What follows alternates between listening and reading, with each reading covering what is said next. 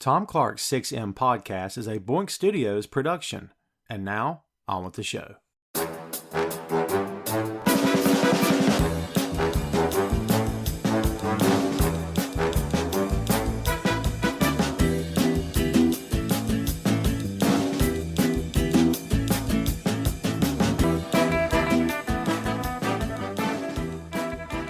Hey, what is up? Welcome to Tom Clark's 6M podcast. I'm your host, Tom Clark, and in this episode I'm joined by co-host Phil Lindsey. From the world of basketball comes one of the most legendary teams of all time, led by an accomplished coach with a Zen philosophy and featuring arguably the greatest player in the history of the game, intent on winning at all costs and leading the franchise to the top of the NBA. We're talking about Jordan's Bulls. Michael Jordan is widely regarded by many NBA fans, writers, and analysts as the greatest player of all time, and his Chicago Bulls of the 1990s is among the most successful, most popular teams that have ever competed in the league. Though the NBA was rife with talented young players who were hungry for success, every team in the league was faced with the prospect of trying to get past Jordan's Bulls. The team broke and set records during their run, which saw Jordan win the NBA's most valuable player 5 times and the Bulls win 6 championships. The team features some very talented role players throughout the 90s, including Tony Kukoc, Bill Cartwright, B.J. Armstrong, Horace Grant, Steve Kerr, Luke Longley, and Ron Harper, among others. At the head of the team was Coach Phil Jackson, and at the epicenter was Jordan, Scottie Pippen, and Dennis Rodman. Pippen was second only to Michael on the team and was considered to be the second best player in the NBA during his prime. Rodman was the wild card of the team, the rebellious rebounder who constantly made headlines but who worked hard on his game and became an integral part of the Chicago Bulls. Much of the controversy surrounding Jordan's Bulls in the 90s did not come from Dennis Rodman, but from the team's general manager Jerry Krause, who seemed determined to dismantle the team following their 5th championship win. Krause was open about wanting to trade Pippen during this time as well, which caused the hard feelings between Krause and the players to increase, creating a divide that threatened to destroy the franchise. That divide was widened by Krause's insistence that Phil Jackson would not be back with the team, even as the Bulls chased their 6th championship in 1998. Though many NBA fans and the city of Chicago wanted to see Jordan's Bulls return for another season, the team did indeed split as Krause intended. Jordan retired for a second time, only to return to active competition with the Washington Wizards, before finally retiring from the game in 2003. He later went on to become the principal owner of the Charlotte Hornets. Phil Jackson went on to reinvigorate the Los Angeles Lakers, bringing 5 championships to the team, while Scottie Pippen went on to play for the Houston Rockets and Portland Trailblazers, before ending his career back in Chicago in 2005. Dennis Rodman went on to play for the Lakers before ending his career with the Dallas Mavericks in the 1999-2000 season. Michael Jordan's legend continues to loom large over the NBA, and his Chicago Bulls remain one of the most popular, most successful teams that have ever played the game. And that's the lowdown on Jordan's Bulls. It's not often on the 6M podcast that we just sort of dive into a part 2 just for the heck of it. Typically what happens is we've got an idea in mind, me and whoever my co-host is at the time, and it'll be like, hey man, this is a huge topic. Let's just cover it in 2 different episodes. Or the conversation would have been so incredibly long. I'm like, yeah, I just need to split this thing up. So for Jordan's Bulls, it was going to be a standalone episode, independent of everything else. However, we get to the end of the episode, and Phil, as soon as we stopped recording, I think we kept talking about it. And I'm like, God, we went an hour and a half. I think I could go an hour and a half more, man. Like I felt like at the very end of it, I was cramming a bunch of stuff in there so we could get it all covered. And I think you said this after we were done, but you started talking about you knew where you were when certain shots happened. And I said, oh man, we need this on the show. So that's right, kids. This is part 2 of Jordan's Bulls. So I'm going to hit you with this one. June 20th, 1993, John Paxson hits a game-winning shot. Game 6 of the NBA Finals gives the Bulls a 4-2 series win over the Phoenix Suns for Chicago's 3rd championship. Do you remember where you were when that happened? Yes. 93, so they was only 7 years old at the time, which just sounds absurd. So 7 years old at the time. I remember I was watching it on this tiny TV in my room. and I'm like sitting on top of the TV because I used to like this is like way before today, kids. This was like before they had like flat screens and you can have a decent small TV. Like I had this tiny TV in my room. And it was the same TV that I played my Sega Genesis on. Oh, there you So go. I'm like right on top of this TV, we're looking at this thing, and like this is a close game for most of the game for the most part. Like Phoenix was a tough team. I don't know if people remember that, but Phoenix was tough. Charles Barkley was playing like some of his best ball that year. He was MVP that year, right? I think so. This was Danny Ainge also, wasn't it? Yes, yes. Yeah. That Phoenix team was really tough. So I'm sitting on top of this TV. Ball comes up. Jordan, like they force Jordan to the middle, if I remember. They keep him in the middle of the court. Cause Jordan, if you let this guy get an angle on you, he's going straight to the cup. So kept him in the middle of the court, forced him to pass. He passed it off to Scotty, I think. Scotty passed it to Horace, who's in the paint, chucks it out to Paxson, wide open three, ball game. It's good stuff, man. It's really good stuff. Huge shot. I mean, like I said, I'm on top of the TV, so I'm jumping out of my seat, and I'm like, I can't even see the screen at this point because I'm at my seat. That's awesome. It's good to have good memories of positive moments. You know, we always get these stories about I know where I was when such and such was shot. I know where I was when such and such the thing blew up, and it's not to make light of that stuff because that's important milestones in this country, obviously, but it's good to have good memories of positive things as well. So I'll hit you with the second one because I know you already know the answer, but I'm gonna set it up for you. Steve Kerr hits the game-winning shot and puts the Bulls over the Utah Jazz. Game 6, the 97 NBA Finals, June 13th, 97. Where were you when that happened? So their second three-peat is different because so when Paxson hits that shot on Phoenix, from what I remember. Like that's their first three-peat. Like at that point, I don't know anything but the Bulls as winners. Like Mhm. because they had already won 2 championships at that point, and I'm not old enough at that point to remember them being a bad team. I only know them as winners. So, like when he hits that shot, like it's a big moment, but at the time, it's also like, well, of course they won. They're the Bulls. They're not gonna lose. So later when Paxson hits the shot and c- Paxson hit that shot in '97, right? Yes. So that was the fifth championship. All right, hold on. Um, Paxson hit the shot for the third championship in yeah, 93. I'm mixing up names. Kerr Yeah, hit the no shot worries. for the Kerr fifth hit the game. shot in 97. Yes. Yeah, so when Kerr hits this shot in '97, this is fresh off the '96 team when we had like the 72 wins and we were just blowing teams out of the water. Um, but still, like Utah at the time, I'm thinking like Utah is kind of tough like they um but man, Kerr hit that shot and like I don't know if people remember. I mean, they covered their last dance, but Kerr and Mike are kind of like button heads at some point putting this team together. They're not getting along the greatest. So for him to trust Kerr meant a lot. And man, I just remember he hit that shot. I remember everything around the interview process. I remember Steve Kerr's story at the parade afterwards, which is hilarious. Awesome.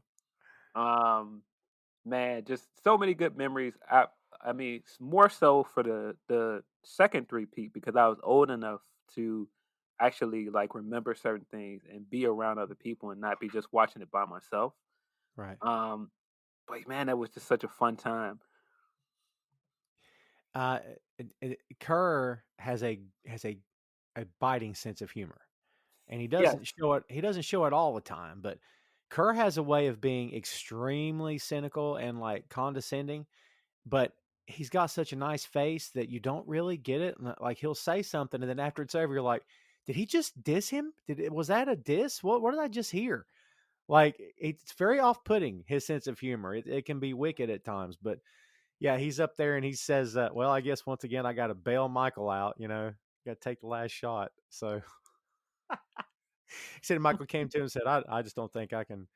I don't think I can do this. I'm gonna need you to take this shot. So it's great stuff, man. Kerr's underrated. In my book, maybe he's not as a whole, but it seems he's underrated. He went on and won 2 rings with the Spurs after this. Yes. I think. I Got think we 5 established championships as a player. that's it. Yeah, that's what we said. And was it 3 as a coach? So he's got 8 total. Yeah, it's crazy. Yeah, Crazy. one of the best 3-point shooters of all time, in my opinion. Absolutely. Absolutely. Yeah, prolific. I was going to use the word prolific to describe the tandem of Stockton and Malone because you got to give props because my God. It seems like 2 guys couldn't be more different. Just from aesthetic purposes, you would think, well, different backgrounds, different whatever. Doesn't make a difference. I think we have seen for years and years now in sports, as long as you're there to win and you're there to play hard, it doesn't really matter color and all that other stuff. Kind of, I don't want to say it fades away, but team comes first. And man, those guys worked incredibly well together. They had the kind of chemistry that most pro wrestlers could only dream of having. I mean, it was almost like they weren't even trying on their plays. Like that one, I think it was the finals game that same year where Stockton had that bullet pass all the way down the court, just knowing that, Malone was going to be there. I mean, those guys when they were synced up, nobody could touch them. Yeah, I mean, there aren't too many guys that I've seen that can pass like John Stockton, man. I mean, you throw other guys out there like Jason Kidd and I forget that guy's name that used to play for Sacramento. White Chocolate. White chocolate, Jason Williams. There you go, Jason Williams. Yeah, man. But those guys are like great passers. But Stockton was different because it wasn't like he was out there throwing all the flashy passes. They were always precise. They were always perfectly timed. Yeah. Like, yeah, he's definitely one of the best passers I've ever seen. And Stockton, I'm trying to remember what players said this. Stockton was one of the biggest trash talkers on the court. So he was an assassin, not just with the way he played, but the way he talked. And you're like, John Stockton? And I'm trying to remember who it was had that quote. It's like, man, you should hear him talk. Like he's not the really nice guy he appears to be in a press conference. But I always found that very interesting too. Yeah, see, this is before everybody was miking up players. Like we're in the era where you can hear some of the stuff people are saying on the floor. Like that didn't used to be the that didn't used to be the way in the old games, and we probably don't want to know a lot of stuff those guys were saying on the floor. Oh my God, yeah. Just hearing Michael curse, like that's not the Michael Jordan I'm used to. I'm used to the, very friendly for the camera, and even at times when he didn't want to be, he still tried to humor the reporters and whatnot, the press. But man, when he curses during the Last Dance stuff, I'm like, man, it feels weird, doesn't it? It's like, is that Michael talking? I don't know. Just it hits me weird when I hear him speak like that. Yeah, but I think that's what makes Last Dance so interesting. Yeah. Because he's not the Mike we knew. He's very grizzled now. He's sitting there with the tequila next to him. He looks like Right. this is an old weathered Mike. This isn't like top of his form Mike anymore. This is the Undertaker. This, he's the gunslinger. He's, he came in as the phenom. He came in as the bright prospect and the guy that was going to move the company forward. And he's at the height of his game. Nobody can touch him. He's the biggest star there. And everybody else just role players underneath of him. He's the draw, and everybody else is doing their best to keep up with him in the rest of the league. I mean, yeah. I'm sure Jordan would take that, and Taker probably take that comparison as well because I think it's appropriate. That's actually a hilarious comparison because Last Dance came out around the same time as Last Ride came out on the network, and I remember Yes. at the time, like all of the screenshot came out with like the Blue Lives Matter shirts and some of the other "Don't Tread on Me" hats, and I was like, so is Last Ride like basically what Last Dance is for like the MAGA guys for Taker? Like that's on Twitter. That was hilarious. Like what is this? I still haven't seen any of the Last Ride, by the way. I'm gonna be straight with you. I did not even connect that in my head when I was just drawing that comparison. I don't even. I for some reason I didn't even connect that. I have seen The Last Ride, and not to get off on a tangent, it's hard to watch. Broken down, aging Clint Eastwood, get off my lawn, Undertaker. I don't want any part of it. That company did their best to destroy his mystique, and buddy, mission accomplished. They ruined it. To this, I just don't. I don't understand to this moment. I don't understand why they ever had to be done. Um, we saw Jordan come back later. We can get to that at some point in the show here for sure, but uh, we didn't see him. I mean, we saw him have off games, and we saw the flu game. We'll get to that here in a sec, but I don't know that we ever really saw him. And anytime he had an off game, the same press that covered him and called him amazing were the same people that jumped on him. Well, he's human after all. I'm like, no one said he wasn't human, folks. The only thing that everyone just said about him was that he works harder than everyone else to do this. I mean, that was the biggest difference. But yeah, every time he had any sort of off night, it was, oh, he's human and he's this and he's that. But for the most part, man, he always rose to the occasion. Yeah. Yeah. So yeah, for sure. Um, like I said, I wasn't around, or I don't remember like when the Bulls were struggling. I didn't see any of the years where they weren't good. I only knew of them as a good team. Um, so when you look at some of the stuff now later, and you look at like them losing, and it's like that's kind of jarring. Like even when they lost when he came back mid season when he came back with 45, and um, they lost in the playoffs that year, and he didn't look as good as he did before he left. He still looked pretty good. Like Right. he wasn't top form, but we narrowly missed making it to the finals. That's very true. And I was much older than you when they were at their peak. So I have a sort of a different experience. And plus, you're actually in the city of Chicago. So you have a huge, deep connection. Plus, you grew up with this team. You can say, this was my childhood team, and this is who I watched as a kid growing into a young man. And that's huge. I was in my teenage years when he got in the league. And, well, not quite teenage years, but I was in 93, I was 20 years old when that Paxson shot happened.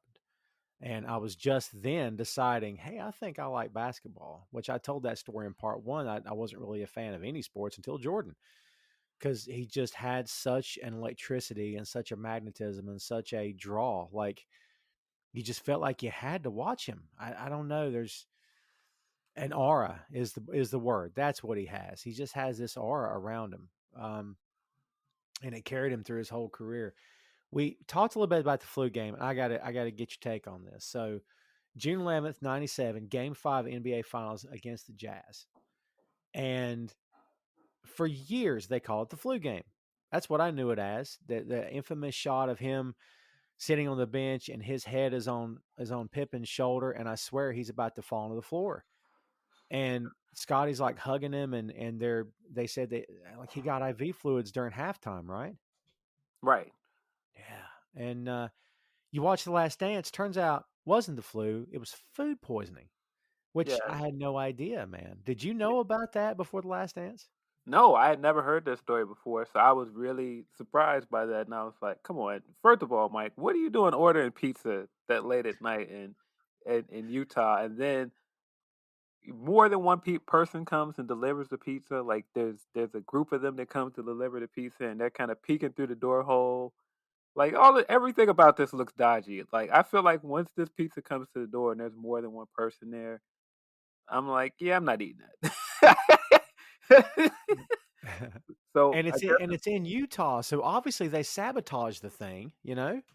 Yeah, something happened with this pizza. Like, there's no way that this is all a coincidence. Um, so maybe it should be like the dodgy pizza game and not the flu game. I don't know, but yeah, that whole story was great. I had never heard that story before, and the way they described it, I was just kind of like, yeah, I don't think Mike should have ate the pizza. Whoever was in the room with him should have advised him not to eat that. Mm. Yeah, no kidding.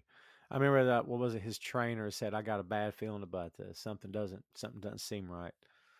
And yeah, man, and he still scored 38 points in 44 points in 38 minutes, or 38 and 44, I think, something like that.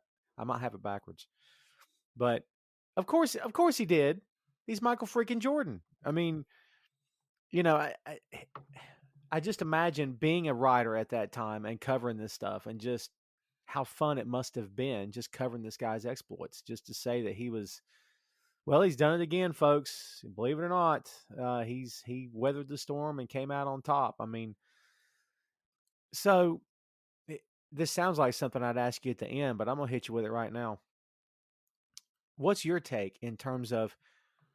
It's a big question, I know, but what makes this guy so freaking special? Is it just the hard work? Is it natural ability? Is it combination? What made him? What made him Michael Jordan and the best of all time? Do you think? I mean, I think it's some of it is just his competitive drive. Just the fact that we're sitting here talking, and I don't know of him ever taking any game to seven in the finals. He just doesn't do game sevens in the finals. If I'm not getting you out of here in six, then I failed. So you're not taking him to seven games in the finals. That just speaks to who he is. I mean, and the fact that he's never lost in the finals ever is just crazy too.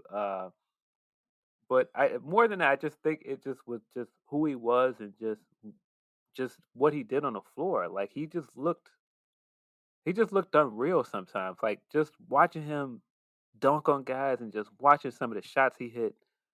Like the fadeaway became its own thing, right?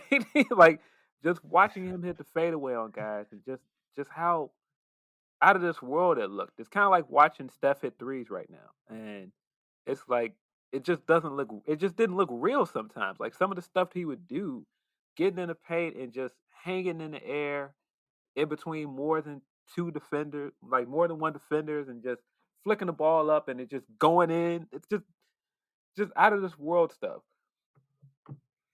He looked alien, didn't he? Yes, it just didn't look. A lot of it just didn't look real. It's like, how is he doing this? If you found out that the whole thing was CG, you'd totally believe it, because you're like, oh, that makes sense, because no one can do that. So, Yeah, I, uh, I had just never seen anyone play like that. Like I said, some of these midair layups he would do, just switching hands, or just I mean, to this day I've never seen anyone do a ball fake like he does. He'll palm the ball with one hand, right? And he'll make it look like he's gonna throw it. And he'll get once he gets it in the air, he still has the ball in his hand, one handed, and people will bite on his fake and he'll just put his hand down like nothing happened. Like, huh? and the cross up. I mean, we'll get there, but he crossed guys up, and man, that the old breaking a guy's ankles. I mean, he was good at that. I mean, he had guys slipping and sliding all over the place. I mean, he's just, yeah, his footwork, natural ability, as I said before, his skill, his aptitude. You and I are pro wrestling guys too, so we've already kind of made comparisons here, but talk about a veteran who's got ring awareness, who knows where he's at all the time, who knows to use. It's not just something commentators use; it's a fact. But the same is true for veteran, smart, good basketball players, and a lot of cases, great basketball players. They court vision, right? It takes me 6 steps to get here. I know he's going to be there. I know it takes this amount of arm strength to get the ball here, and knowing where someone's going to be and trusting that guy to be there. I mean, Jordan had that, and God, I swear it looks like he had it from freaking day one, doesn't it? Yeah, yeah. You talk about like might not be as famous as the flu game, but the shrug game, like the him shrugging, has become such a big thing. Like it's become such a big meme, and like if I remember correctly, isn't the story behind that? He played the Portland Trailblazers in the playoffs. I think that was game one. And Clyde Drexler's on that team. Clyde Drexler's a great shooter, great 3-point shooter. That's not Jordan's game. He's more of a mid-range guy. He's like a mid-range slasher. Um, so he's not a 3-point shooter. But in this game, he had like six threes. He's like he's just netting these things, and he just walks off with one of them, hits the shrug, like, well, I got to ride with it, I guess. Yep, I guess I'm that good. Yeah.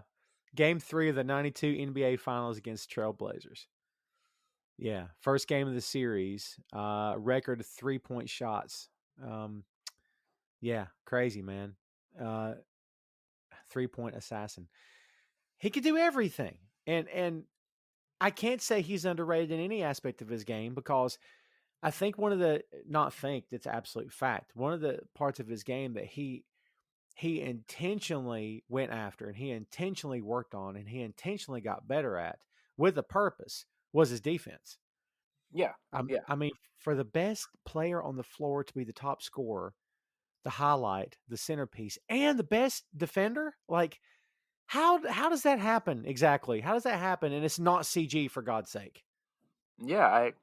Yeah, and I think a lot of people do underrate his defense today, and that's mostly people that didn't watch him play. Because I Right. think people just see the dunks and they see like all of the one-on-one stuff, and he's regarded as this great one-on-one player, and he was that. But I think people forget like he led the league in steals at one point. He's one of few MVPs to win MVP and lead the league in steals in the same year. One of the few men to win MVP and Defensive Player of the Year in the same year. Um, and this guy is multiple time first NBA All Defensive Team. He's like I think a lot of people don't credit him for being a great defender like they should sometimes. Yeah, I agree with that. From where I'm sitting, he it's obvious, but for people that, like you said, didn't watch him in his prime or have never bothered to go back to watch him in his prime, I mean, the games are there, kids. They're all there. Just go look them up. I'm sure a lot of them are on YouTube. I'm sure all the highlights are on YouTube. For God's sake, go educate yourself. I mean, and eh, to hear Jordan talk and you watch some of those old interviews, apart from the Last Dance, where he's getting questioned about, are you the best of all time? And he would rarely ever say, "Well, of course I am." I don't know if I've ever heard him say it. Maybe he has, but most of the time he would defer to Kareem. He would say, Kareem, best of all time. I mean, he would always pass it off on someone else's shoulders. Like, I mean, yes, he was a winner, and yes, he had swagger. Obviously, he had a ton of swagger. But when it mattered the most, which was the very important moments, he was humble. I think that's how do you get a guy that is as great as he is and humble on top of it? Like, he's got full confidence in his ability, but he will more than recognize the legends that came before him. I don't, not to get into a soapbox moment here, but how many of today's players do you believe? And you're probably staying more in touch with this sport now than I am. How many of today's guard do you really believe are giving props and giving respect to the players that came before them? Do they even understand the road that was paved for them to even be in the league today? I don't think some of them do. And just the way some of them compare Mike to some players today, like I don't think they understand what they're comparing again. Like why he was so different. And I mean, when you say how humble he was and how he gave credit, I mean, when you learn about his relationship with Kobe, who just passed, like the anniversary was this week. Um, and you just know you see what kind of relationship he had where like Kobe would call him and they had like a personal relationship outside of basketball because Kobe looked up to him and he was his hero. Um like that kind of stuff is touching to me because not everybody would do that. And just the seat that Jordan is in, and I would gather a lot of people looked up to him. I mean, one of my favorite memories when he came back, because I was a big Iverson fan, was Same here. watching Jordan and Iverson play together in that All Star game, and that was Jordan's last All Star game, Yeah. and watching Iverson just completely just like take over his game in the fourth and be Iverson. But when the time was there to take that last shot, Jordan took that last shot, and just how happy Iverson was that he hit the shot and he came, he chest bumped him. It's good stuff, man. I actually became a Sixers fan because of Iverson.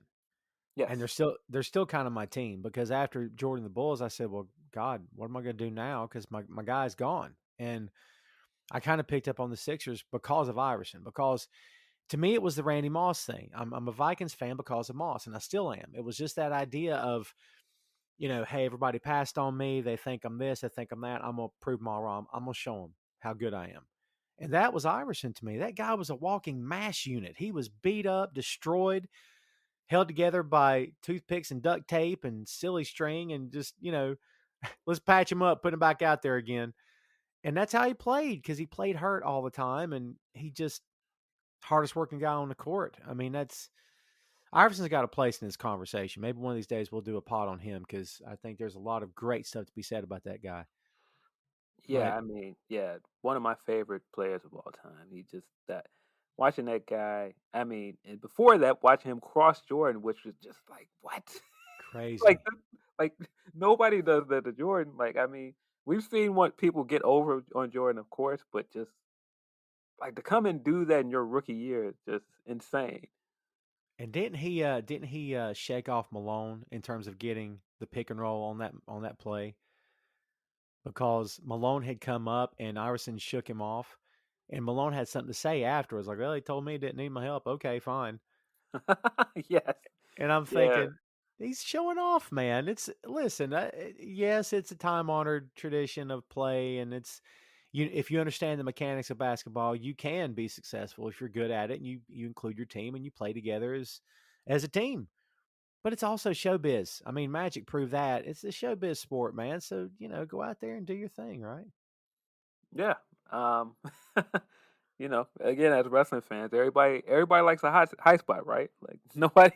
Right. It doesn't always have to be like a you know clinical tag match, right? Right. So Yeah. Just yeah, like in NBA, it doesn't have to be 30 dunks in a game, but if you get 5 or 6, hey, that's fun. yeah. But yeah, I mean that like those kind of guys, like the Iversons and Jordans of the world, like that's just watching them play and just certain things they were doing on the floor. It's just like man, I just to this day I've never seen anybody do some of the things that Jordan has done. And I mean, I'm sure people will pull up stats and go, oh, this player's better because this stat, or, this person is leading in points all time, or this person has an all time better shooting percentage. But I'm talking about in terms of just highlights that I've seen this guy do in person. It was just like, this is crazy. He uh he just defied all logic, and he defied all explanation. You couldn't really put it into words when you watched him play. It's just wow is the only thing I got. That's the only thing that works, because everything else, nothing serves the purpose. It's like I don't know, it's trying I don't know what it is. It's like trying to describe art. What is art? Well, that I mean it's how do you write that down? How do you verbalize that to someone? That's the guy was an artist. I mean, it's yeah, there's a reason why he's called the greatest of all time by so many people, and not people over the age of 50. It's a lot of people that truly believe this, because it's absolute truth. In my opinion, I mean, if you hold his records up to anyone else, if that's all you're looking at as numbers, I mean, and I'm sure there's great players in the history of the game, and people want to hold up LeBron. And no disrespect to LeBron, he's definitely got his place in the conversation of some of the greatest players of all time. But if you want to look at numbers, Jordan scored 10 plus points in each of his first 89 career NBA games as a rookie. I mean, that's already they're putting the ball in his hands because they could see. And then he had 8 points in only 16 minutes off the bench right after coming back from foot injury in game number 90. Then played the last 840 consecutive games of his Bulls career without scoring fewer than 10 points. 840 consecutive games. Uh, Oh my God. Speaking of Dude. that foot injury, like the way, I mean, I think I'm pretty. Well, it was covered in Last Dance. Yes. The games he had against Boston, and that was like when he arrived, and he was just like single handedly just annihilating this team, and I mean, nearly beat this team. It was a world championship team. World championship team, and he just put the entire Bulls franchise on his back and just went out there and made it happen. It's funny how you see the highlights of the Bulls teams during Jordan's run. And during the 90s, like up to the end of their run, you do see highlights of other guys. You see Kukoc, of course you see Pippen, of course you see Rodman, of course you see Steve Kerr. But if you go back to when he first got in the league, you don't see a whole lot of highlights from anybody other than maybe Paxson, because most of the highlights are Jordan. I think there's a reason for that. He put the whole team on his back and just went for broke. Yeah, Just yeah. I can't say that I remember a lot of players on that team before Scotty got there. I Uh, honestly can't. Charles Oakley, he was there. yeah, Oak was there, and when I think of Oakley, I don't think of the Bulls. I think of New York. right. Yeah, he's a lot more synonymous with New York to me. For sure. Uh, so here's something else. From 84 to 85 to 97 to 98, Jordan had 30 games of at least 50 points. I'm going to repeat that. 30 games of at least 50 points. The next highest total over that span was 7 by Dominique Wilkins. And that's despite Jordan missing over a season and a half to play baseball, and still had 30 games of over 50 points. This guy, I mean, we're talking about a guy that was averaging 30 points a game or more. Yes. Yes. Like I think his he career average was 30.8 a game. Yeah. like it's incredible. I mean, and this was in an era you were you were allowed to hand check. Like you were allowed to put your arm on somebody's back while you were Right. defending them. You can't touch anybody now when you're playing defense. You can't hand check. Like could you imagine Jordan in this era where you couldn't hand check? God. Well, okay, so there's two sides of that conversation. First of all, is he averaging 60? I mean, I don't know, as great as he was, but God, instead of 30, is he averaging 35 to 40 a game, right? Let's be realistic. But the second half of that conversation is, would Jordan have been such a great defender in today's era? How about that? That's a good point. I'm not sure. But I mean, just in terms of just how much the game has changed, like there was no zone then. Um, Right, right. and there was, they weren't calling a lot of the fouls that they call now. Like some of the fouls now that they call, they wouldn't have called 20 years ago, and they definitely wouldn't be a flagrant foul like they are now. Um, so yeah, some of those games where he's getting 50 points in those games. I mean, in today's era, yeah, he could easily score more than that. Now in terms of defense, that's a fair question. I don't know because I think he still was so good playing on ball without having a hand check. I think he would still be a good defender. Yeah, I agree with that. I mean, I think if anybody could have found a way to do it, if anybody could have found a way around it, if anybody could have played within the system, within the rules, and made it happen, it definitely would have been him. Because I think one of the things that Jordan did, not think, again, I keep saying the word think with this guy, my God. I catch myself doing it, man, right? One of the things I know that he did better than anybody else was that he was able to adapt to his surroundings. And early on when he got double teamed and they were threw another guy on the guard, yeah, it was, you could tell he's young. He's trying to force the shot at times. He's human. It's true. But once he figured out, and especially when Jackson got with the team and introduced the triangle, because Jackson's point was these other teams have learned that they're finding, and we saw glimpses of they were finding ways to shut him down. And it doesn't happen immediately because his natural raw talent just gets him there. But after a while, teams are going to get sick of losing to this kid, so they're going to start devising plans to take him out. And so they were. And if Jackson's whole thing was with the triangle, uh, the ball is not in his hands every single time, take every single shot. He can kick it out, and so the team's not the opponents are not ready for that. So once Jordan adapted to that and accepted that, which he didn't want to do it, right? Obviously, because he liked having the ball in his hands, and what's his name, Doug Collins, put the ball in his hands every single time. So Jackson comes on board and it becomes, he's taking the ball out of my hands. What's going on? But once he understood I just want to help the team win, not just you look good, but the team needs to win.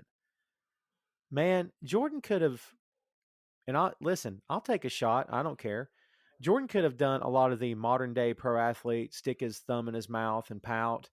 And well, I'm going home, or I'm not gonna play with that guy. You better put me over here. I'm not gonna play with that guy either. I'm the star. Okay, whatever, pal.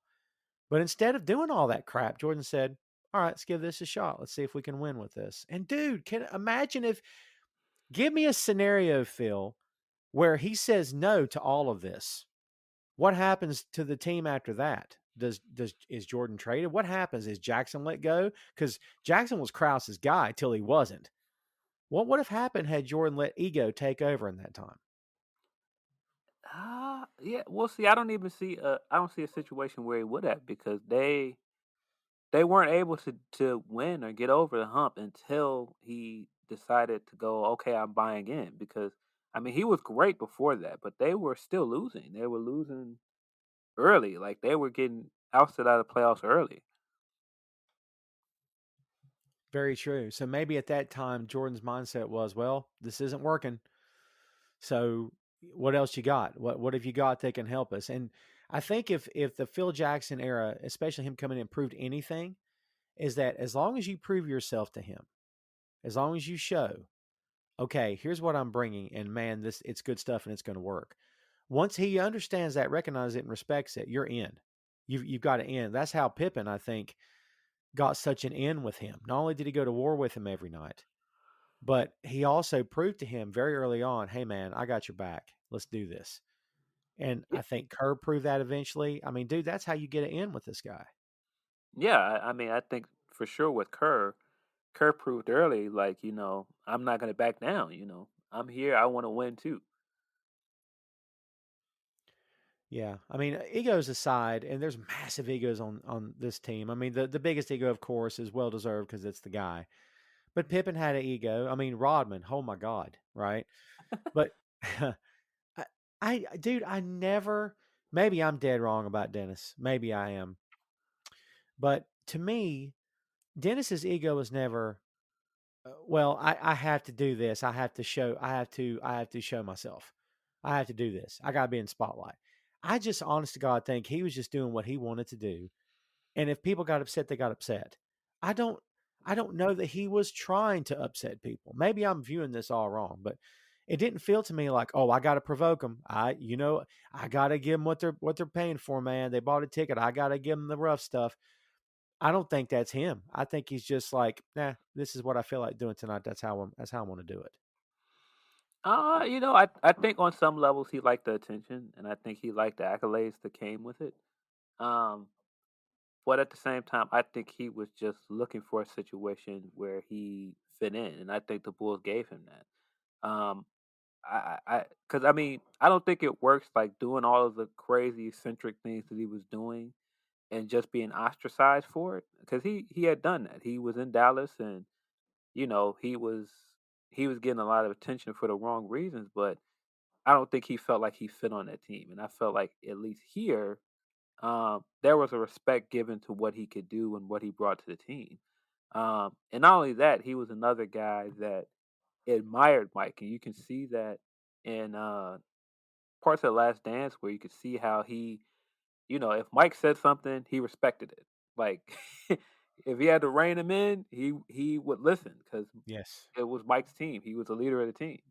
Um, and I think that that's what he wanted. I think he wanted somewhere he belonged and somewhere where even if somebody had to rein him in or give him a crazy trip to Vegas for a few days, like they trusted him enough to know, okay, as long as you're here to play, that's all we care about.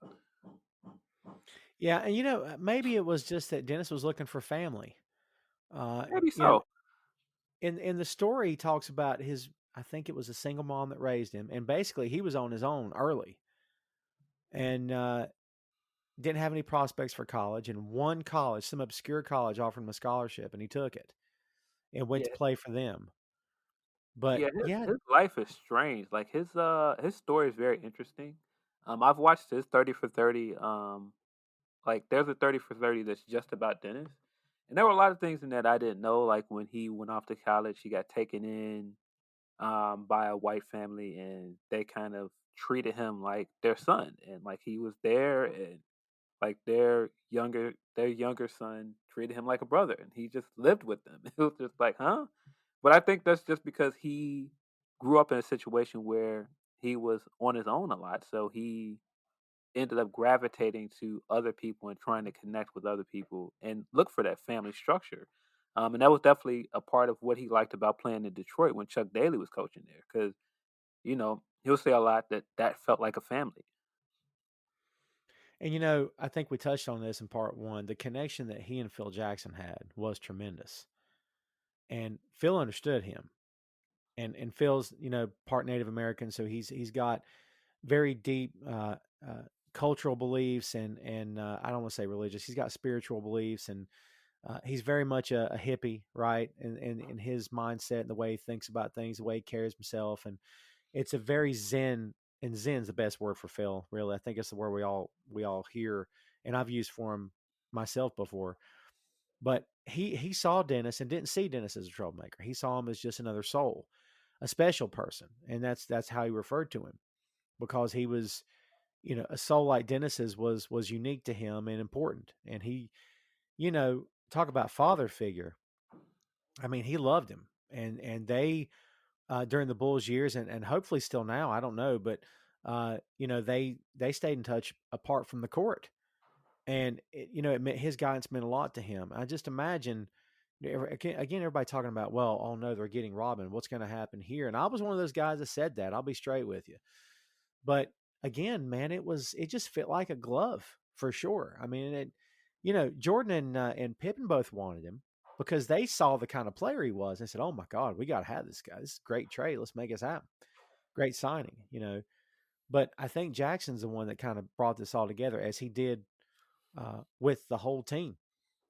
Uh, Talking about stats, I got to go back to this real quick. From 84 to 85, 97 to 98, Jordan scored 29,277 points. I mean, it's a lot of years. He's a great player, best of all time. I get it. But here's the second part of the stat, which is awesome.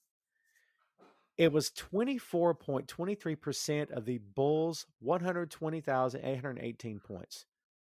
He scored a quarter of the Bulls' points from 84 to 85 and 97 to 98, all those years combined.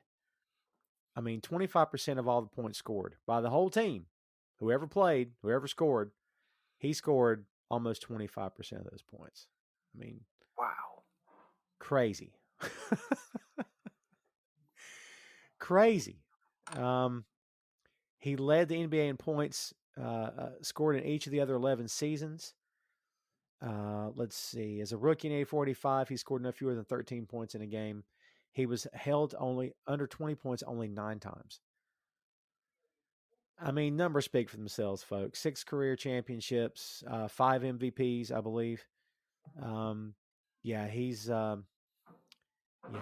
I mean, the guy was an Iron Man, and we talked about him with the foot injury. Even when he had the foot injury, he kept trying to play. He kept trying to talk him into playing. He was ticked off they weren't letting him play. I mean, that's the competitor, man. Yeah, don't get me wrong. I know some people are very gung ho about, oh, play when you're hurt. That just shows not everybody needs to play when they're hurt. I don't think everybody needs to fall into this belief that I have to play if I'm hurt. Like Yeah. sometimes it's okay to sit, but that's just who Mike was. I mean, he was the ultimate competitor. He felt like he had to be out there. And the team's point of view, and I'm sorry, I agree with Ronsdorf here. I agreed with him, obviously. I mean, I did. When Reinsdorf's point was, he's best player on the team. If there's a chance, because he was told, worst case scenario is he hurts his foot even worse and he never plays again. Well, they couldn't take that chance. I'm sorry, but I know he's on the bench. I know he's mad, but he'll get over it because we want you here for years, not just 2 or 3 more games. I mean, I kind of understood where they were coming from on that deal. Tom Clark's 6M podcast is sponsored in part by Radius Law Group. Everyday Radius helps individuals, families, small businesses, and nonprofit organizations throughout North Carolina, Florida, and Pennsylvania resolve their legal issues by providing effective legal counsel in the areas of estate planning, as well as elder law and Medicaid. Radius Law holds the radical belief that working with a lawyer can indeed be enjoyable. So give them a call at 1-800-519-5667 for more information and tell them that Tom Clark 6M Podcast sent you. As far as what he accomplished on the floor, we talked about Rodman, we talked about Pippen, we talked about the competitor that Jordan was. And this kind of just jumped into my head. And I hate to say this out loud because I don't want to question Scotty. Because had things been different, had they never drafted Jordan, we may have been talking about Scottie Pippen's Bulls. We don't know. I mean, it's entirely possible. Maybe not to the heights of Air Jordan. I get it. Maybe it wouldn't have been Air Pippen, right? But this be entirely different podcast. But well, yeah, see, that's interesting though because I'm not sure if they even draft Pippen because you got to remember they drafted Pippen to play alongside Mike. If that's a Mike is great not point. there, I don't know if he even ends up a Bull. That's a great point. Would he have just ended up as a role player on another team? Yeah, that's interesting. I don't know. Man, that's good stuff. Yeah, honestly, I didn't even put that together, but no, that's absolute perfect way of looking at it. So that's going to make what I say sound maybe bad. I don't know. We just talked about how Jordan, he played through, food poisoning. He's played through injury. He played when he didn't feel good, when he was getting double, triple teamed and getting beat to pieces and, cut by the Pistons, bleeding, but still kept coming back. Scotty misses a game because of a migraine. Okay. I know this. You know where I'm going with this. I'm not questioning the guy. I'm definitely not questioning if it was real. Not at all. But is that another difference between him and Jordan? Whereas had Jordan had a migraine, there's no chance he wouldn't have come back out. Now, to Scotty's credit, he says during the last dance that he was seeing double, and the trainers were like, he can't go back out there. He can't even focus. I get it. And he was missing a lot of shots. So maybe he was a detriment to them. But had that been Jordan, there's no chance he would have went on the bench. Am I off base comparing these two things? I I think it's just you're comparing a regular player and a guy with a regular mentality to Michael Jordan. And I Right. mean, of course, Michael Jordan's like, I'm gonna play because that's just who he was. And I think that's a I think it's a I think it's hard to compare anybody to him. And I don't want to put Pip in this position where it's like, oh well, he didn't play in that game, so he should never even be mentioned in the same circles as Mike. Well, there are a lot of guys that wouldn't have gone out there and played with migraine. Like migraine is, yeah, I'm laid up in bed if I have a migraine, let Right. alone getting up and playing basketball, run up and down the floor every night. I wouldn't be doing that. So I can't be sitting here like, oh well, he should have played in that game. I mean, I think at the time there were a lot of people that were like, why didn't he just play? But I mean, if he wasn't well enough to play, he wasn't well enough to play. I don't think everybody's not gonna do what Mike does. Everybody's not gonna play when you look like you're about to keel over like he did in that flu game. And it's just something else that sets him apart from everybody else, from the rest of the pack. You're 100% right about that. Yeah, you're right, man. Comparing anybody to him is not fair. And, I would submit that it's still not fair today, all these years later. Kobe was Kobe the first one that people started comparing to Jordan? I don't think it was Iverson. Maybe Uh, around the same time, I think maybe. Jordan and Kobe are compared a lot just because their game is so similar. And I mean that was clearly intentional because Kobe patterned a lot of his game after Mike.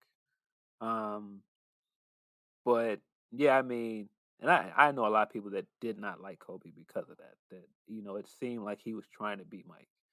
Um, but to me, I just thought it always looked like this is somebody that admired Mike, and he was just trying to emulate him. And I mean, he got pretty close. I mean, their game is very similar. The way he shoots his fadeaway is very Yeah. similar. The way he drives and cuts so ferociously to the basket, very similar. I mean, all of his mannerisms. the way he walks. I mean, that was definitely one of the things that I noticed because I hadn't seen Mike play in a long time, and I from as a basketball watcher, like Kobe's more fresh in my mind in terms of current day basketball. So watching The Last Dance and just like a lot of times just watching Mike walk in a room and some of his gestures and stuff, I was like, it's Kobe. They're so similar, just the way they move, everything. It's so similar. Even their tone of voice at times when you hear him Yes, talk. Yeah. yes. It's crazy. I mean, you could just tell the way that Kobe just studied this man. So put Jordan in his prime on the Bulls team, and Shaq is playing center. Oh my God. Is there any arguing going on? I don't think so because Jordan's like, it's my team. You know, how often does Shaq get the ball? That's the question for you, man. Yeah, but see, the crazy thing with Kobe at the time, and I don't think people take this into account. Kobe was what 21 years old, 21, 22 years old when they won their first championship, right? Right. Because he came in the league, he was the youngest player in NBA history at the time. He's 18 years old. Um, and I think they won their championship in his fourth season. I think either his fourth or his third season. So he's That only like sounds 22 years old. right. Um, and yeah, this is a guy that is smelling himself. He thinks he's the best. He doesn't have to listen to anybody. Like nobody can tell him anything. Mike is a different beast at that time because Mike is revered as the best. Kobe's kind of telling everybody like, "Look, I'm the best." And I don't think the arguments would have happened because I think Shaq would have had more respect for Mike than he may have had for Kobe at that time. Because at the time, Shaq is looking at like, I'm older than you. I've been here. You Mhm. know, I'm an elder statesman on this team. Like, you need to be listening to me. And I mean, even if Shaq was older than Mike, I don't feel like it would have been the same kind of relationship. Yeah, and it's how many rings did they win if Shaq is playing Um, center for the Bulls? Dude, come oh on. oh my God, we've never had a center anywhere close to Shaq. Well, I mean, No. when you look at the entire history of the Bulls as an organization, they haven't had great centers. Like the best center we've had is possibly maybe Noah. I mean, of course you got to throw like Artis Gilmore in there, but that's way before my time. Like that's that's way before I started watching basketball. Like in my entire Mm. time watching the Bulls, we have had a lot of very mediocre centers. Was Cartwright center? I think he was a power forward. I think you're right. I was thinking he was We had a center. lot of we had a lot of the same type of centers, like uh like we had Purdue at center. Yep. Yep. Wasn't Winnington a center? I think Weddington was. Yeah. Yeah. Yeah, we didn't have great centers. Um, yeah, I mean, even some of the point guards on the team, like was Brian Harper the best point guard we had at the time? Oh man, Hart was so good, dude. And who did Hart play for against Jordan? Was it college or was it pro? Well, I mean, at some point he got traded, and I know he was on the Lakers, right? But that was after. Wasn't that after? Yeah, that probably was after Mike retired. Yeah. It seemed like he played against Hart before they played together. I think you're right, And but I'm just drawing a blank on when. yeah, I don't know if it's Portland. It may not be Portland that he played for, but uh, Houston maybe. Maybe it was the Rockets. I can't remember. Uh, but yeah, dude, Hart was very good. Um, let's talk a little bit about Kukoc, man, because they spent some time on this. Because when Jordan gets offended, kids, you don't tug on Superman's cape, you don't spit into the wind, you don't pull the mask off Old Lone Ranger, and you don't offend Michael Jordan because he will come back and he will make you pay for it. He was offended by the talk of Kukoc coming in, and he and Pippen in the Olympic Games shut him down. Like they told the rest of the locker room, "You leave Kukoc to me and Scotty. We got this." And Tony didn't score a point in the first time they played him. Like, and I thought Tony's part of this was sad but hilarious at the same time because he's going, I don't understand. What did I do to them? They didn't even know me. I'm like, all these years later, he still doesn't like. What was the problem? What did I do to them? It was great stuff, man. That's awesome. Yeah, Tony's interesting because I mean, of course, Tony ended up being a very reliable member of the roster. Yes. Um, but yeah, at that time, all this politics between Kraus and Pip and Jordan, he just was in the wrong place at the wrong time with this. So, Yeah. um, man, I particularly like I've heard rumors that Pippen wasn't happy with the Last Dance, and Really? like there are the connection between him and Kukoc is interesting in things that they showed on more than one occasion. Um, the fact that he was so upset that he brought Pitt that they brought Kukoc in is basically like supposedly his replacement. Um, and they didn't pay him. So you have the incident in the Olympics, right? And then you have a totally separate incident when Mike had retired and went play baseball, and um, Phil draws up the play for Kukoc at the end of that game and in the playoffs, and Kukoc hits the shot, and Pippen doesn't come back in the game. That's right. Um, and in those two situations, like I didn't see that as anything. Like, I mean, of course, you could throw some ego stuff in there, and it makes Pip look like he had like some ego problems. But I just chalked that up to one. Pip was in the shadow of Mike. No matter what he did, it was always a comparison to what Mike did. Yeah. Um, but then second, I think that is just a example of how great of a coach Phil Jackson was. And my take on it was always that I think Phil knew that they were always going to be compared, and I think he knew the pressure of Pippen hitting the shot at the end of that game. Um, if he missed that shot, like that's always going to be the story that he missed that shot. Jordan wasn't here. This was his chance to be the guy, and he showed that he wasn't the guy. And I think, I think Phil kind of saved him from himself in that moment. I think he was like, "Nope, I know that Kukoc is reliable. I know he can hit that shot. I've seen him hit that shot.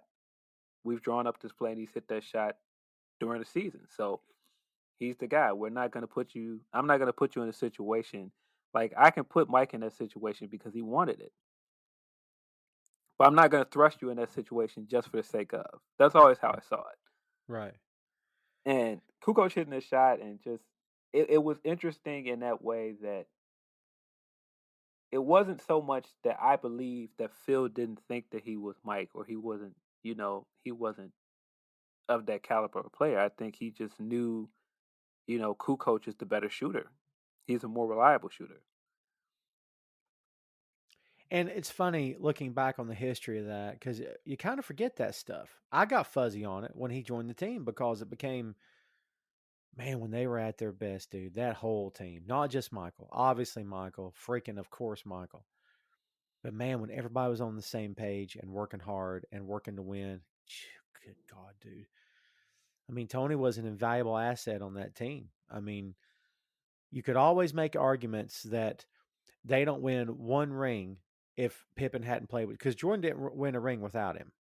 No. So, you can make that argument. It's a good argument. You could also make the argument, do they win the last three without the key role players that they had put in place?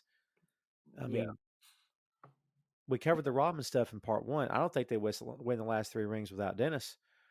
Um, I just, No. I don't think so. Not in that. I think Dennis, jumping back to Dennis for a second, if we can, not in terms of age, but I think Dennis kept them young to a certain extent because Michael was a bit older. You couldn't tell on his game because he was still amazing. But when the young guys started challenging him, Dennis was the first one in their face. So When you got this guy who throws his body at steel chairs in the front row and doesn't care where his head lands, look out for critical head injury, Dennis. Uh, he doesn't care about a guy challenging him on defense. He doesn't care about that. He'll put you on the floor. So I think that's where, again, as I said in part one, he gave them teeth where they didn't have anyone else that was willing to play defense like Dennis was. No, I mean, just like I just said, they didn't have a center. They never had a great center, and so Right.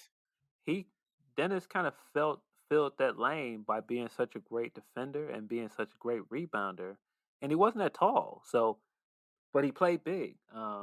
So he filled that spot that usually a center that would fill that spot. We definitely don't win that Utah series without Dennis, because Dennis was a great foil for Karl Malone. If we don't Yes. have that, Karl Malone would have ran all over us in this series.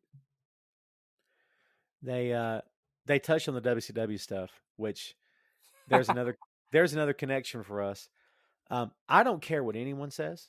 I could care less. The second match, eh. But that first match, when it was Rodman and DDP against Hogan and why am I drawing a blank? Karl Malone, right? That's right. Was it Karl Malone? Yeah. The first time when Dennis was in the ring, dude, he was ready. He looked good. I'm sorry. I don't care what anybody said. The second time around, I wasn't a fan. But the first match, when he was throwing those arm drags, dude, he was ready. Dennis is an athlete, just like Jordan. I mean, he was ready. I thought his stuff looked good, man. I mean, they had to cover his face because he was laughing through a lot of it because he was having such a good time. But yeah, they was trying to cover him up. But man, that's him being Dennis. And Dennis joined the New World Order is as perfect of a scenario as anything that is central casting. You couldn't make that up if you wanted to. It's you. A movie couldn't have done it better. It's perfect. I mean, he fits 100% with that freaking group, man. He was that era, man. He was that era of basketball, and when you look at that era of wrestling, like he fit perfectly. Um, yeah, I don't think anybody from the era of basketball would have fit that closely with what the NWO was. Yeah, I thought it was cool. I was never much of a Hogan guy, but seeing Yeah, I him mean, out there, seeing Dennis out there, man, I thought Dennis kind of fit more than Hogan did. If I'm being honest with you. yeah. Uh, Yeah, I've never been a Hogan guy. I don't want to turn this podcast into that, but I've never been a Hogan guy. But yeah, I like that's just who Dennis was. Dennis was more than just a basketball player, man. He transcended basketball, man. He was a pop culture phenomenon. he was transcend the game for sure. Just in the same way, not in the same way, but Michael transcended the game. So did Dennis, but Dennis did it his way, and it wasn't through a corporate sponsor. It wasn't through the swoosh logo. It wasn't through McDonald's commercials. It wasn't through your face on every magazine and on Sports Center every single night. He did it his way. And if you cared about what he did off the court, cool. He was fine with that. If you hated what he did off the court, cool. He was fine with that too. Um, he continues to be one of my favorite players of all time. I you know, again, I wonder if NBA fans today are even familiar with him, or if he's just a punchline, or if they respect him enough to go back and watch his game because they should. He doesn't get enough respect, in my opinion. So, talk to me about the Eastern Conference Finals in '98 against Indiana. Jordan has said this was the first time, really, that they had a team that was actually digging their claws into them, where they were not afraid they were going to lose. Who's ever going to say that around Michael Jordan? But it was, I mean, Phil Jackson was on record as saying, hey, I told the team, you could lose tonight. This could be it. This could be over. We could be going home after tonight's game. I mean, how close did Indiana come to sending them home that night? Uh, yeah, Indiana. When you look at the Eastern Conference, like there were a few guys that gave us some trouble a little bit, but nobody gave us trouble quite like the Pistons or Indiana.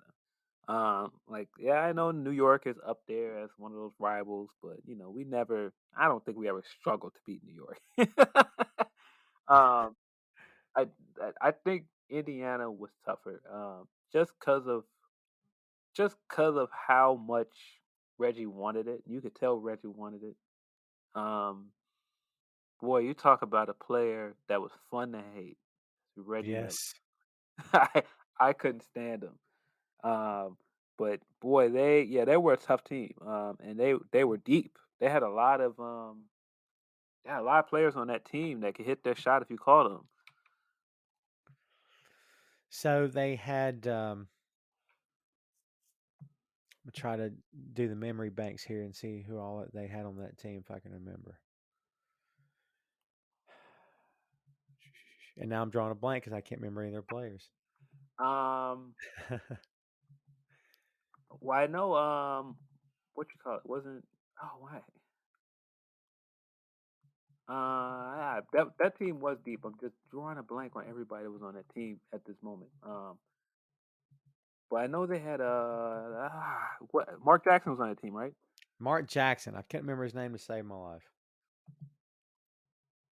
Um, yeah, but oh man,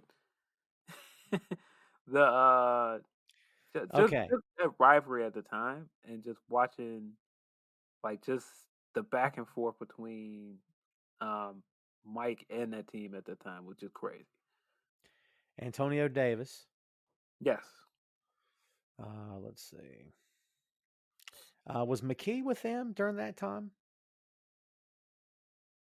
Derek McKee, was he with the team at that time? was he on that team? I know he was in 95. Travis Best. Yes, Travis Best was on that team. Austin Crozier, who was a good power forward, by the way. Yes. Let's see. Antonio Davis, Dale Davis, Mark Jackson. Derek McKee was on that team. Chris Mullen. How do we forget Chris Chris Mullin. Mullen? There you go, Chris Mullin.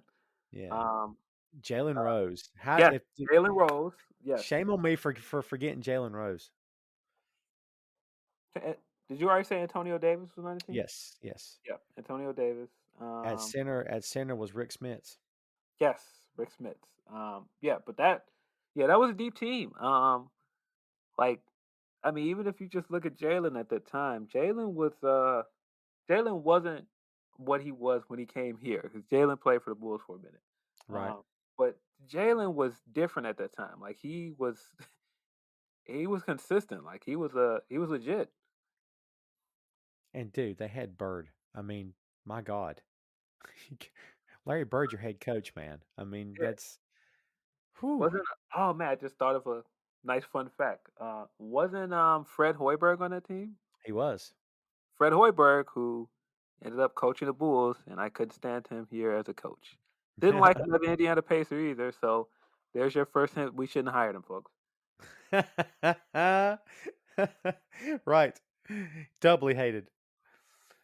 Yeah, man, that was I do remember watching that series and I remember thinking, "Holy God, is it over? What happens if the Bulls don't make the finals?" Like I couldn't conceive of a world or reality in which Jordan's Bulls did not make the East Conference Finals. I just to this day that doesn't make any sense to me. Like Yeah, I I mean, mean, it never happened though. yeah, but I think that's that I think they handled that really well in the Last Dance of just letting you know how everything they went through in that last championship. And I mean, on paper, it doesn't seem like that should have been a tough season, but I don't think people realize like Indiana was tough, man. Utah was tough. I believe Utah had a better record than us that year, didn't they? I think so. Yeah, so we played two tough teams to get that championship. And Indiana, man, Indiana almost took us to 7 games in that series. Well, they did take us to 7 games in that series. They did, yeah. Yeah. And Utah had a good team. I mean, and the funny thing about the Utah franchise was that they were better the second time around. Yes, Like they they were were. good the first time, but the second time around, my God, they were even better. Yes. Yeah, we could And have easily lost both of those series. yeah, oh yeah, for sure. And I don't think it would have been a shock to the system, honestly, because they had a good team as well. Shannon Anderson at shooting guard, Antoine Carr at power forward. Um, let's see, Greg Foster at center, Jeff Hornacek, Great shooter, Jeff Hornacek. Yeah, Uh, yeah, of course, we know they had, of course, Stockton Malone, Greg Ostertag at center, Byron Russell. I mean, good team, man. Very good team. And very, very. Yeah, don't let any. I mean, people that didn't watch it, don't let that highlight of Jordan hitting that shot on Byron Russell fool you. Byron Russell's a good player. yes, he Um, is. he's a good defender, and I think that's why it's such a big to do that he did that to Byron Russell. I like how Jordan kind of dissed him a little bit. Well, Remember, they mentioned his name, and he goes, Byron Russell. Like he's just kind of laughing at him. And I'm thinking, dude, really? well, that was the thing. It's like once when you if you put anybody up there to go, oh, this is the guy that's better than you. Oh, he's gonna come in the game and show you like this is your guy. Yeah. So, okay. So the year that Jordan comes back from his baseball exploits, they don't win. Um, and those were the 2 years that the Rockets won the championship, Right. right? The year he came back from baseball, they lost to Orlando. Yes. Orlando ended up playing the Rockets and losing. If you wanted to be a stickler, you could say, okay, there's Jordan losing. There it is. Proof that he can lose, yada yada yada. But in a final situation, Jordan never lost. So here's a question. Part of the discussion, LeBron James versus Michael Jordan. Oh my God, LeBron's best of all time. X, Y, and Z. Here's why, here's why, here's why, and here's why again. And my rebuttal has always been, first of all, Michael's greatest of all time. Second, Michael never lost. Every time Michael played for a final, he won. LeBron can't say that. Now, that may not be fair, but again, are we comparing two unfair humans at this point? Or are we comparing Superman and Superman Jr.? Like, how does this work? Well, I just think, to me, there's two things here. I think they're just two totally different players, and I just don't like that people even compare them because their mindsets are different, their game is different. They're just not comparable to me. And you're right, the record is a big thing for me. You cannot compare 4-6 to 6-0. You just cannot. You just can't. I'm sorry, it doesn't matter who he lost to. I know some people will be like, well, he lost to that stacked Warriors team, and nobody would have beat that team. But I mean, still, you cannot say that you're the best of an era, and I mean, he is the best of this era of basketball. But you cannot say that he is the best of all time, and then put him against a guy that never lost in the finals. It's not a fair comparison. And then the other thing is, some people will say, well, um, Bron played tougher teams. What my rebuttal to that is, Bron has been on better teams as well.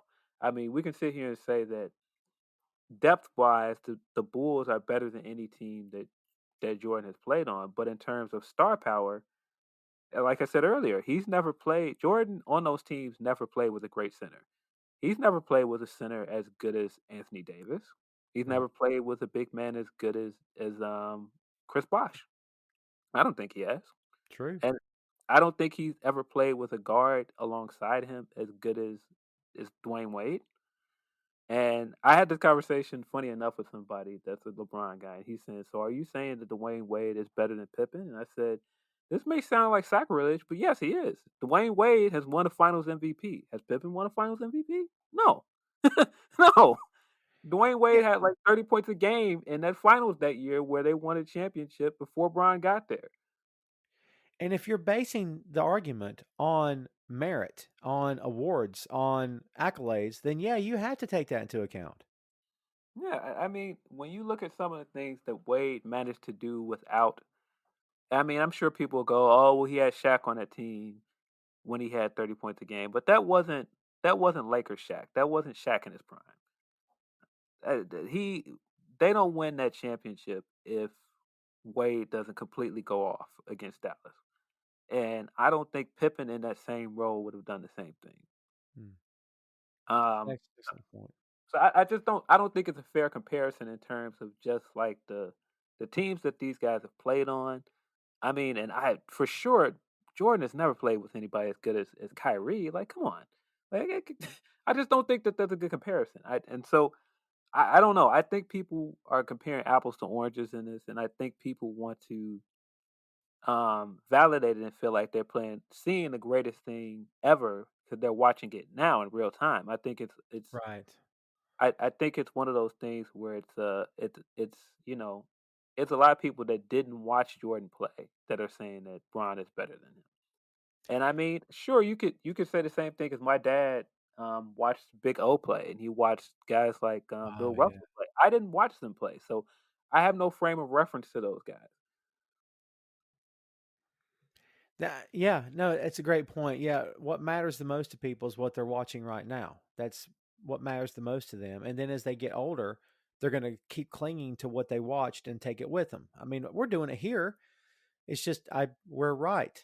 So I mean, here's a perfect comparison to that. I mean, just like I just sat here and said, I think Kerr is one of the best 3-point shooters of all time. He is. yes. We've seen other guys like, yeah, you can put Reggie in that. Reggie's one of the best 3-point shooters I've ever seen. Uh, Ray Allen. Ray Allen's also in there. Yes. But in terms of those guys that I watch hit threes, there is nobody in the history of basketball that I've ever watched hit threes like Steph Curry. This guy is on a different planet. Right. And so, I mean, yeah, I mean, there are things like, I mean, you could even look at guys like Westbrook. I've never seen a guy for his size stuff the stat sheet like that, just average a triple double and just do things I've never seen a guard do.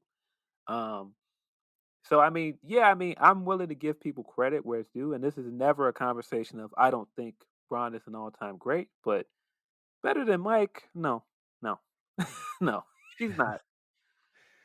I consider a great 3-point shot to being akin to the a perfect drop kick in pro wrestling. To me, it's the same thing. Like you got certain guys who are great at the drop kick. You know, you got Barry Windham, you got Randy Orton, you got Hardcore Holly, you got Kazuchika Okada. Beautiful work of art drop kicks. That's what a 3-point shot is to me. It's like, and once a guy that's that good gets into a flow, Jason Kidd, right? When Yeah, a guy gets into a flow like that, uh, my God, once it starts, it's just they can't miss. It's a thing of beauty to watch, man. No doubt about and I think it's a matter of respecting the players that came before, but appreciating the guys who are out there now. I think you can do both. I think Jordan did both. I think the athletes do it better than fans do. But I'll throw this at you. One of the things about LeBron over the years has been, well, sometimes he maybe doesn't show up. Maybe not so much now, but there was a time when it was, maybe he's not what LeBron are we going to get tonight? Is he going to score? Is he at the last play of the game? Is he going to miss? Is he not even going to take the ball? Does he take a game over? They never asked that about Jordan. no, Um, when Kobe was going through the stuff with Shaq, he would. I mean, I remember the game where he pitched a tantrum and wouldn't take a shot. He kept passing the ball because he was trying to prove a point, and it was I'm going to pout. I never saw Jordan do that. So all due respect to Kobe, I'm not, but like if I think that's where people's arguments fall flat. They can't show me a time. That to me is the bottom line. Show me a time when he tapped out, when he said, "Can't do this," or "I'm too tired," or "I'm mad, so I'm not going to do it," or "I'm tired of people saying this, so I'm just not going to." I just don't. If there is a time, I don't know what it was. That wasn't the kind of guy he was, or the kind of player he ever was. Period. no, no. And I mean, yeah, you're comparing it to two guys. Again, LeBron is another one of those guys that came straight from high school. Right. These are great. These are great players. They're great, one-on-one guys. I always give Bron credit for being one of the best passers um, for his size that I've ever seen. He's definitely got a high basketball IQ. He's got a good understanding of the game. I'll never take any of that away from him. But when you're talking about a guy that, it's just different to me. I just think they're different players. I just think the way they play, and I think the way that they carry themselves is different. Because when Jordan came into his prime, and when he was the guy, he was already an older guy at that point. He wasn't a young guy. Um, so he just never came off as entitled or bratty like you would probably say Kobe was when he first started winning, or like LeBron at one point. Like I've never seen him. And don't get me wrong, everybody trash talks, but I've never seen him do anything like Bron going, not, we're gonna win 7 championships before we win them. No, go out there and get the job done first. Yeah, yeah, no kidding. I think you've brought up some valid points about LeBron that he matured as he played the game. He came straight from high school, phenom in high school. My God in heaven, those clips when I first saw him, like that's a kid. How old is this kid? 30? What? Look at this guy. He's a monster.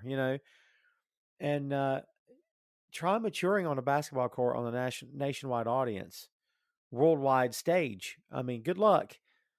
So no, you're right. It's a tall order. It's not a fair comparison to anybody involved. Uh, I feel like we could do just a Chicago Bulls podcast. Not like there's probably a couple hundred of them right now. I'm sure there is, but I could talk about this stuff all day. One of the things that was said, and as we start to take this home now, man, I'm going to get your take on this, and I don't recall who said it, but the quote was Michael's gift was that, and I'm paraphrasing here, wasn't that he was a great shooter, wasn't he was a great defender. Michael's gift was that he was completely present all the time. He was in that moment all the time. And that was the separator. I have spoke before at length about this very topic about being in the moment. I have a hard time being in the moment. I always have. I can be in the middle of a conversation, not now, but it depends on the conversation. I could be in the middle of a conversation with someone, and in my head, I'm somewhere else. Doesn't mean I don't care about the person I'm talking to. It just means that I'm in my head. I'm constantly going other places, and it's a habit. And people either do that or they don't. You don't occasionally do that. You're either one of those people or you're not. Michael was in the moment all the time. Was that for you the big set? Do you agree with that statement? That's the big separator between him and everybody else. He could focus on right now and not so much tomorrow or yesterday. Yeah, I definitely think one of the things that again, that's where you contrast some of these other guys and just how much the game has changed since he um, kind of changed it. I won't say that the game changed around him; he changed it. Yes. um, I mean, after Mike made it, um, after Mike made it, so that a guard or a forward could be the star of a team, and you see other guys like Kobe and LeBron and other guys that came in and were younger than him, and they kind of took on, all of this pressure that he created for them. Um, that same pressure wasn't there for him. He came in and he created that lane on his own. It was never, I'm doing this because I want to be the GOAT. I want to break this record, or I want to put up these numbers so that I'm in a conversation later. No, he just wanted to win. He just wanted to win, and he wanted to be the best. And he wanted to be the best right now. It didn't matter what was said about him years from now. I mean, everything we're saying right now with comparing him to LeBron in general and the GOAT conversation, there was no GOAT conversation then. There was no I have to do this so that I'm considered the greatest of all time. If I win this championship, this will put me in the conversation. No, it's about winning now. That's it. Which is what he was focused on, winning right now. Yeah, he didn't care about tomorrow. His thing was, I don't care about, I don't want a game seven. Let's win now. Let's win tonight. Let's just take on tonight, be done with it. No, Yeah, exactly. And there was no pressure of I have to win this fifth MVP because I know that Magic won this amount of MVPs, so I know if I win these MVPs, I'll be ahead of him now. Like that just wasn't the conversation then. I think maybe that's the answer to the debate. And I don't know who needs to hear this, and they'll probably fight me anyway because people are passionate. I get it. I am too. But for me, the debate begins and ends with this statement. And it's to paraphrase everything you just said to sum it up is before Jordan, there was no Jordan. That's the end of the debate. That's it. Because Everybody after Jordan, there's before Jordan, after Jordan, anybody who thinks they're the best is going to be compared to Jordan. That's why there'll never be another Michael Jordan, because it's impossible. Because unless you were to mimic every single stat, every single, there's no chance. No one plays that hard. No one sacrificing everything else, for the sake of winning, making his team better around him. Dude, you saw guys playing with Jordan that were good, but some that became very good and got really nice contracts after the deal was over, after the run was over, because of how they looked playing next to him. That says something. Yeah, yeah. When you're considered the standard, right? When you're considered the standard for greatness, and everybody that comes after you, you have to surpass that standard. Then there's no conversation to have here. Like if you're telling me that a man that is walking in the shadow of this man is better than him, he wears the man's number. He didn't. Nobody was wearing the number 23 before Jordan created that. Right. And you can make conversations about how he's not in the same vein as Kobe because he didn't mimic his movements and all this other stuff. But he's still wearing the number he popularized.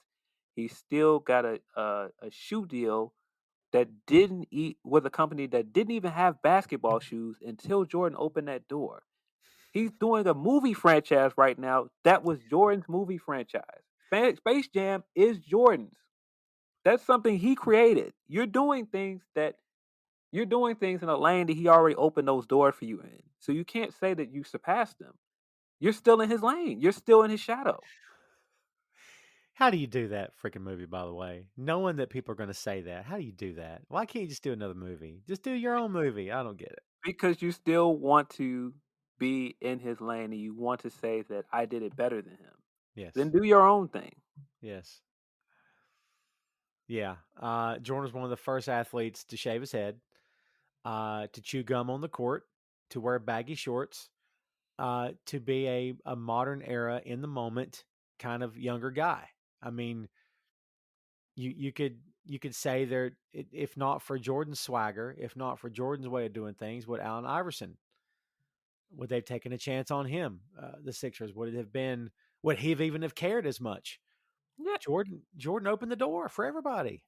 yeah. I mean, you could make the same case, and I mean, again, I'm an Iverson guy, but when you look at the fact that, for example, when Iverson took off, there was nothing like him at the time. Not in terms of just playing, just everything he did.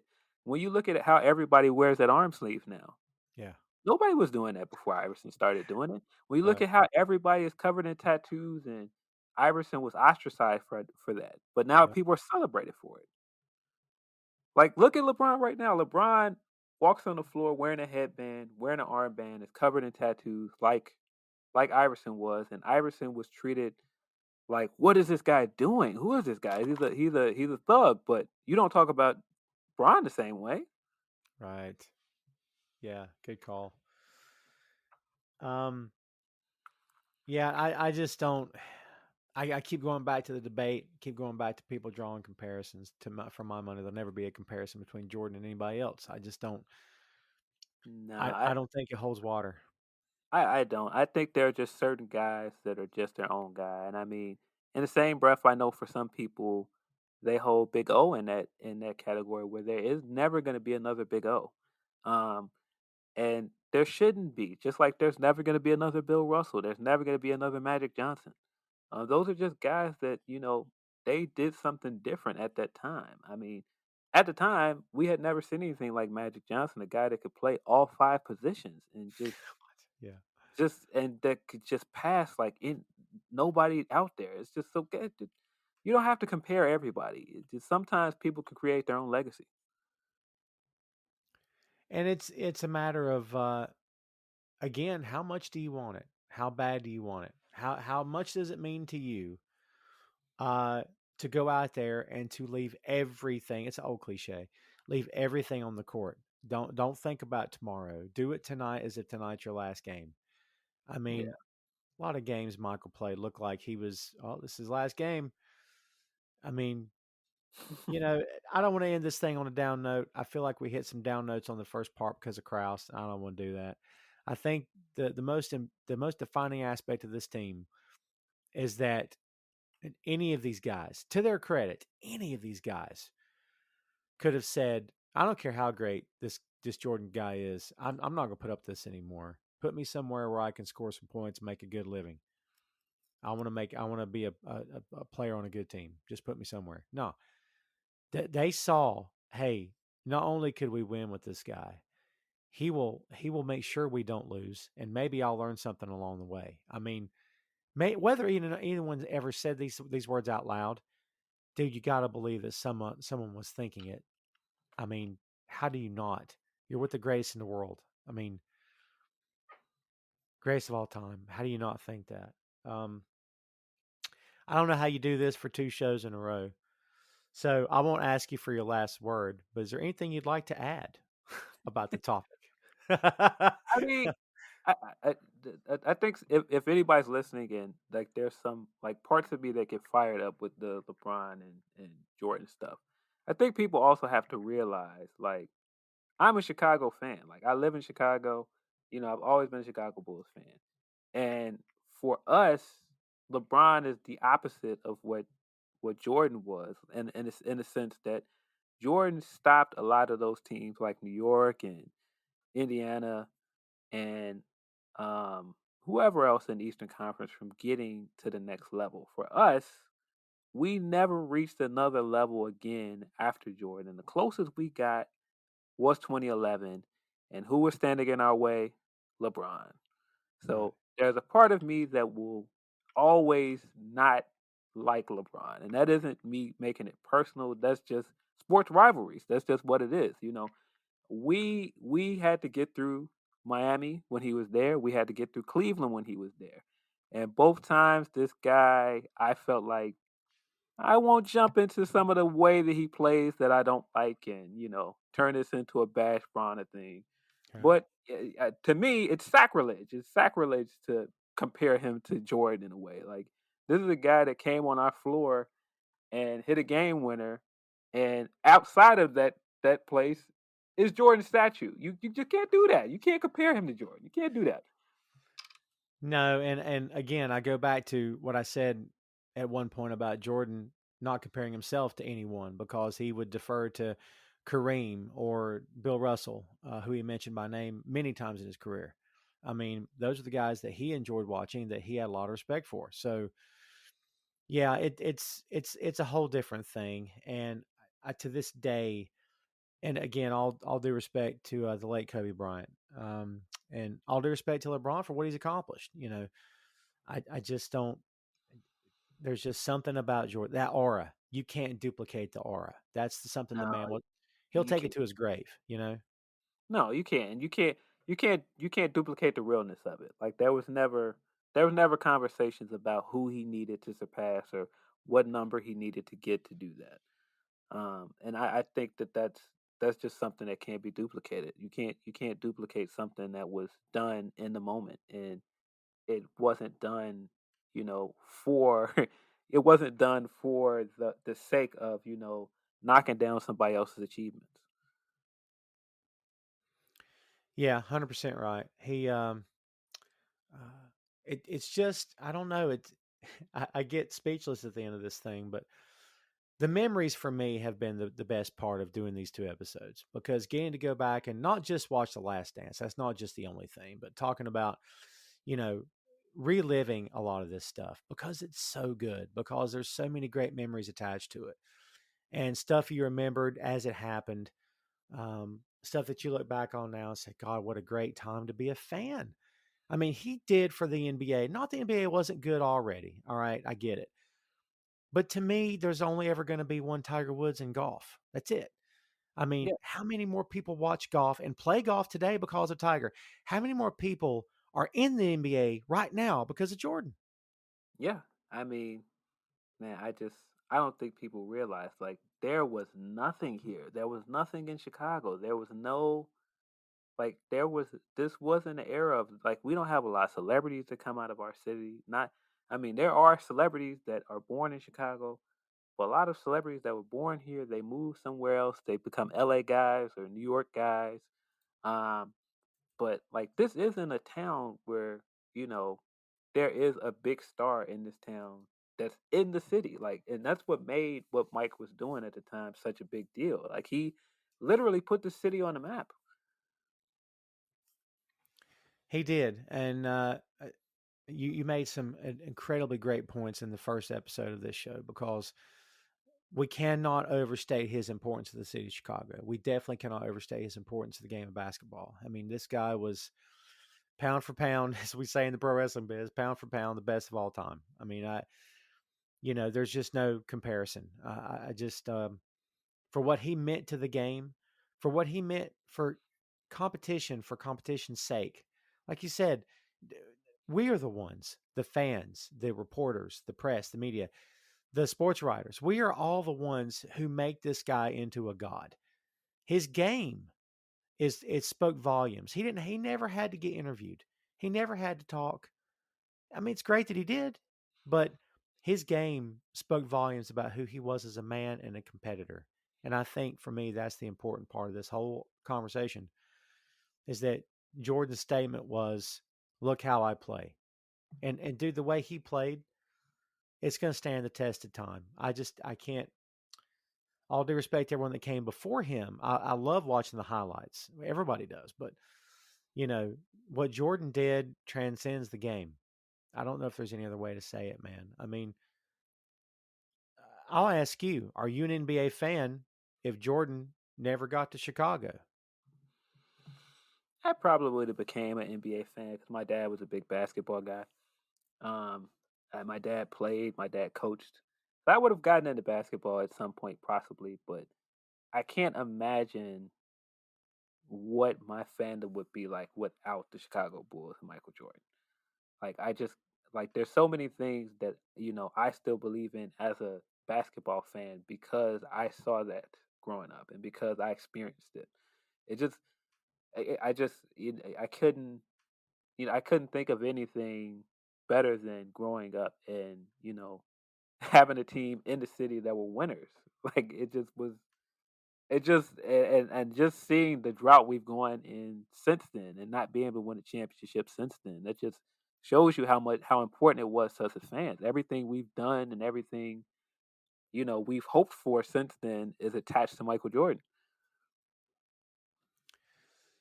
He he brought a lot of people to the table and he made it popular and he made it fun. And his highlight reels, for my money, best of all time. The tongue hanging out, the shrug, just all that stuff, man. I mean, he knew, listen, he knew he was the greatest. Don't even play. He freaking knew it. He didn't have to talk about it. You know, to his credit, he didn't have to answer he didn't have a Jordan question to answer, as we said. We get that. He didn't have a Jordan question to answer. Um, but he also didn't have to pat himself on the back. The media did enough of that. I mean, he knew he was. He knew.